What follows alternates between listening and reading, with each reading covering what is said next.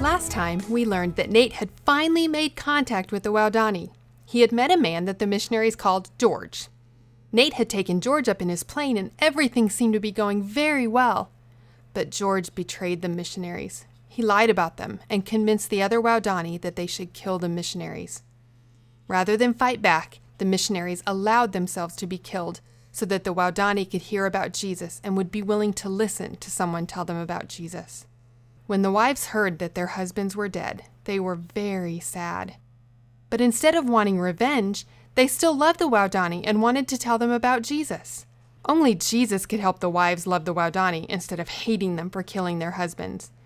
God's love brought them hope. They knew that they would see their husbands in heaven someday, so they all kept serving God and telling others about Jesus for the rest of their lives. The deaths of Nate, Jim, Ed, Roger, and Pete shocked people around the world. Reporters flew into the jungle to write down the story for magazines, newspapers, and TV.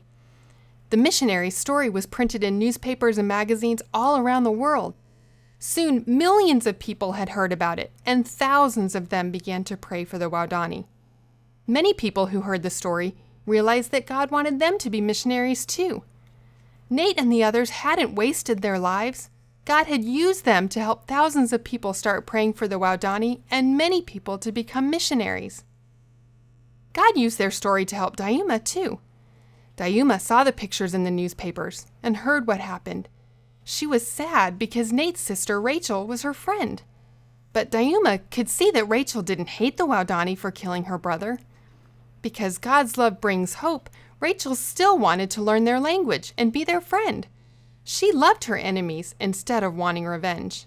Dayuma had never seen anyone do this before. God used this to show Dayuma how the love of Jesus can set people free from fear and hate. Rachel and Dayuma talked about Nate and the Waodani he met on the beach before he died. Dayuma was very excited to see the pictures Nate had taken of them. She knew who they were.